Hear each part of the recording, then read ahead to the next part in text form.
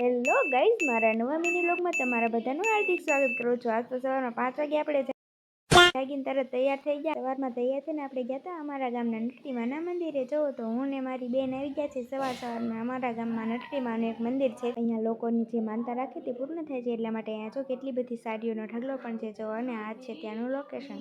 નટડીમાના મંદિરે પગે લાગીને પછી આપણે આવી ગયા ઘરે ને પછી જો આજ તો આપણે બેસી ગયા સવારમાં શીરાવા માટે. સવારમાં શાક રોટલો ખાઈ લીધો ને પછી આપણે ખાઈ લીધું સવારમાં સંતરો. જો શિયાળામાં સવારે સંતરું ખાવાથી અને ફ્રૂટ કોઈ પણ ખાવાથી સવારે એનર્જી વધારે આવે છે, એટલા માટે ફ્રૂટ ખાવાનું છે. પછી આપણે નિશાળે ગયા હતા ને વિયાયા ઘરે ને બપોરે આજ તો આપણે બનાવ્યા કુડલા. જેને કુડલા બનાવતા ન આવડતું હોય એ શીખી લેજો. જો પહેલાં તેલ નાખવાનું, લોટીમાં સદડિયું કરવાનું હોય છે.